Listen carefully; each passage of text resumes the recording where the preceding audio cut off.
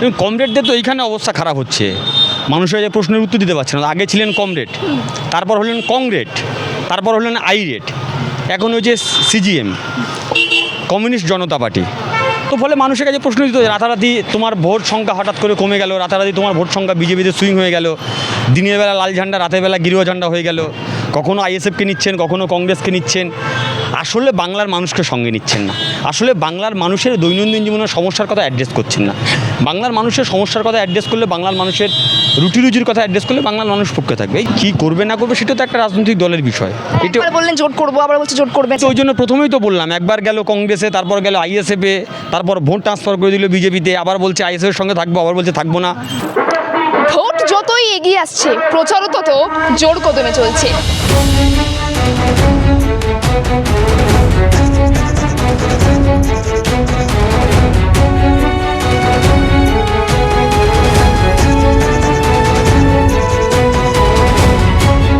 আজকে আমরা রয়েছি উত্তরপাড়া বিধানসভা কেন্দ্র থেকে। এই বিধানসভায় টিএমসি থেকে প্রার্থী করা হয়েছে কল্যাণ বন্দ্যোপাধ্যায়ের সুপুত্র শীর্ষণ্য বন্দ্যোপাধ্যায়কে, এবং সিপিআইএম থেকে প্রার্থী করা হয়েছে মীনাক্ষী মুখার্জি। অন্যদিকে বিজেপি থেকে প্রার্থী করা হয়েছে দীপাঞ্জন চক্রবর্তীকে। এবার দেখার বিষয় উত্তরপাড়ায় কে প্রভাব ফেলে। আর তার আগে আজকে প্রচারে নেমেছেন শীর্ষণ্য বন্দ্যোপাধ্যায়, তার সাথে রয়েছেন তৃণমূলের মুখপাত্র প্রতীকুর রহমান। হ্যাঁ, প্রতীকুর রহমান প্রার্থী না হয়েও তিনি কিন্তু যারা প্রার্থী হয়েছেন তাদের হয়ে দলের সমর্থনে নামছেন, প্রচার কার্য চলছেন। এবং সেই প্রচার কার্যে এসে ঠিক কি বার্তা রাখলেন এই উত্তরপাড়ার তৃণমূলের বিধায়ক হিসেবে যাকে প্রার্থী করা হয়েছে শীর্ষণ্য বন্দ্যোপাধ্যায়, এবং তৃণমূলের মুখপাত্র প্রতীকুর রহমান কি বলছেন, এবং দেখুন এখানকার কর্মী সমর্থকরাও কি বার্তা তুলে ধরছে। সরকারি হস্তক্ষেপে আমাদের ফেসবুক পেজটি বন্ধ করে দেওয়া হচ্ছে, আমাদের সমস্ত খবরাখবর ইউটিউব চ্যানেলে প্রকাশিত হচ্ছে। তাই আপনাদের সকলের কাছে অনুরোধ, আমাদের জিআই এর ইউটিউব চ্যানেল আপনারা সাবস্ক্রাইব করুন এবং আপনাদের আত্মীয় স্বজন বন্ধু বান্ধব সকলকে বলুন আমাদের ইউটিউব চ্যানেলটি সাবস্ক্রাইব করতে।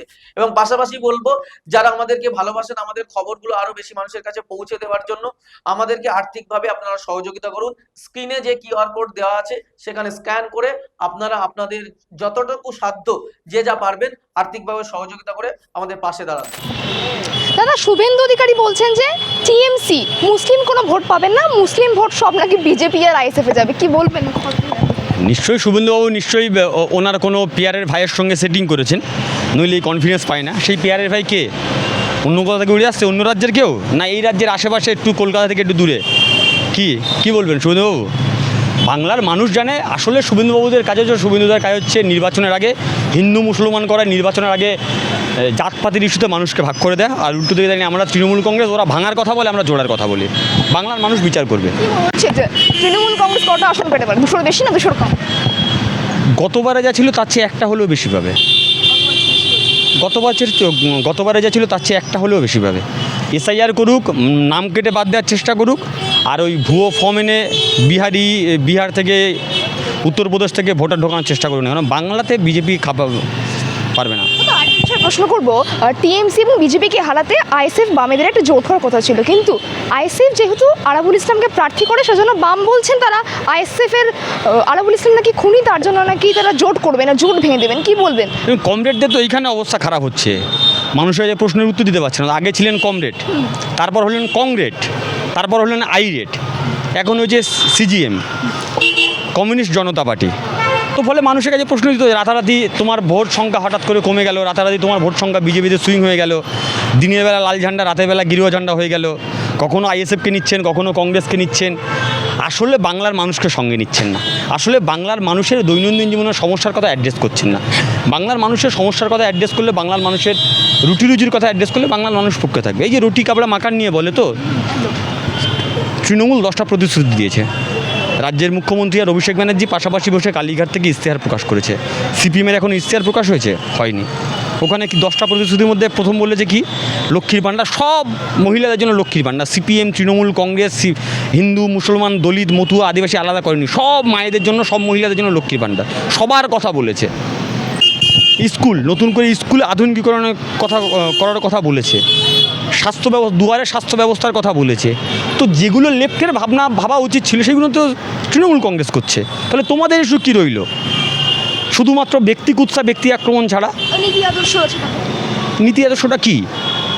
আরাবুলকে কমরেড আলাবুল ইসলামকে ভোট দিন, নীতি আদর্শ কি কমরেড আলাবুল ইসলামকে ভোট দিন। যদি এটা নীতি হয় ভাই তোমরা তোমার নীতি আদর্শ নিয়ে থাকো। আরাবুলের জন্যই বলছেন জোট করবেন না, কি করবে না করবে সেটা তো একটা রাজনৈতিক দলের বিষয়। এটা একবার বললেন জোট করবো, আবার বলছে জোট করবেন না, এখন আরাবুল ইসলাম না কি বলছেন খুনি হয়ে আমি যাচ্ছে। তো ওই জন্য প্রথমেই তো বললাম, একবার গেল কংগ্রেসে, তারপর গেল আইএসএফে, তারপর ভোট ট্রান্সফার করে দিল বিজেপিতে, আবার বলছে আইএসএফের সঙ্গে থাকবো, আবার বলছে থাকবো না, লাফালাফি হচ্ছে। কি বলবো, একটা রাজনৈতিক দল তাদের নিজস্ব গঠনতন্ত্র আছে, নিজস্ব কর্মসূচি আছে, সেই রাজনৈতিক দল সেইভাবে চলবে, কিছু বলার নেই। ভারতবর্ষে গণতান্ত্রিক দেশ, যে কোনো রাজনৈতিক দল তার পরিকাঠামোতে চলবে, এটাই স্বাভাবিক। দাদা কি বলবেন, প্রচার কিছু কিরম চলছে? প্রচার ভালো চলছে, গরম থেকে বাঁচিয়ে যতটা করা যায়। এখন তো সব প্রার্থীরা পথের নাম ডিক্লেয়ার করা হয়ে গেছে, সুতরাং ঠিকই আছে, যেরকম চলার কথা ইলেকশনের প্রচার ভালোই চলছে, রেসপন্স খুব ভালো। গতকাল উত্তরপাড়ার একটা ঘটনা ঘটেছে, কি বলবেন?